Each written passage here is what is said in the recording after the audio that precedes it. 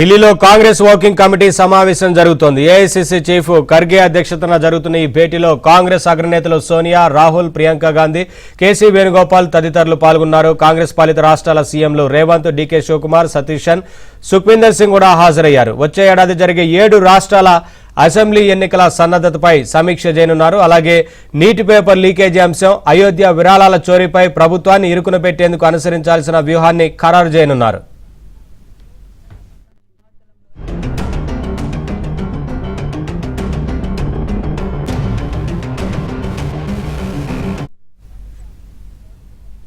Updates మా Delhi correspondent Satish అందిస్తారు. Satish, CWC meeting జరుగుతూ ఉంది కదా, ప్రధానంగా ఏ అంశాలు చర్చించేందుకు అవకాశం ఉంటుంది, ఏంటి అప్డేట్స్?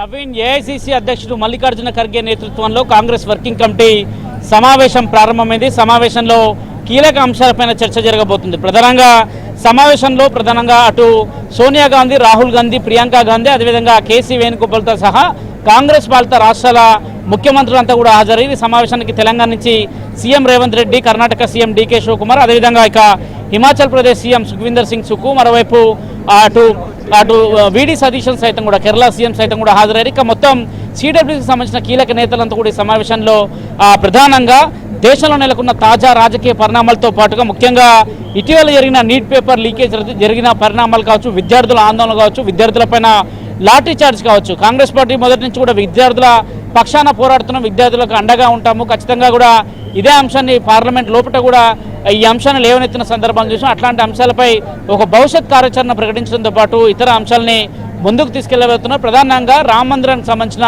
విరాళాల చోరీ పైన పెద్ద ఎత్తున కొంత ఆందోళన వ్యక్తం చేస్తున్న పరిస్థితి నెలకొంది. ఆ అంశం పైన కూడా ఈరోజు సిడబ్ల్యూసీలో ప్రధాన ఎజెండాగా కూడా అంశం ఉండబోతుందని చెప్పాల్సి ఉంటుంది. రానున్న ఉత్తరప్రదేశ్ ఎన్నికలు కావచ్చు, అదేవిధంగా పంజాబ్ కావచ్చు, మణిపూర్ కావచ్చు, గోవా కావచ్చు, గుజరాత్ కావచ్చు, అదేవిధంగా ఇతర రాష్ట్రాలు మొత్తం 7 రాష్ట్రాల్లో ఎన్నికలు జరుగుతున్న నేపథ్యంలో ఆ రాష్ట్రాల్లో అనుసరించాల్సిన వ్యూహం కావచ్చు, ఆ రాష్ట్రాల్లో పార్టీ బలోపేతం, ముఖ్యంగా నేతల మధ్య సమన్వయం చేసుకుంటూ ముందుకు వెళ్లే అంశాలపైన కూడా సుదీర్ఘంగా ఈ సమావేశంలో చర్చ జరుగుతుందని చెప్పాల్సి ఉంటుంది. మరోవైపు సమావేశానికి అటు తెలుగు రాష్ట్రాల నుంచి సంబంధించిన నేతలు రఘువీరారెడ్డి లాంటి వారు కూడా హాజరైన నేపథ్యం ఇక విద్యార్థుల ఆందోళనపై కేంద్ర ప్రభుత్వాన్ని ఒత్తిడి పెంచే ఒక వ్యూహాన్ని సిడబ్ల్యూసీ సమావేశంలో కీలకంగా కూడా నిర్ణయిస్తున్నారు. మరోవైపు ప్రధానంగా వచ్చే ఏడాది జరగబోయే ఎన్నికలతో పాటుగా విద్యార్థుల సమస్యలు, రామ మందిరానికి సంబంధించిన విరాళాలు, మరోవైపు ఇప్పటికే వందే మాత్రం పైన పెద్ద ఎత్తున కూడా ఇటీవల కాంగ్రెస్ పార్టీ కార్యాలయంలో ఆగస్టు 15 సందర్భంగా కూడా వందే మాత్రం సందర్భంలో కొంత మొదటి నుంచి కూడా తాము వందే మాత్రం గతంలో 1947 తర్వాత తీసుకొచ్చిన దాన్నే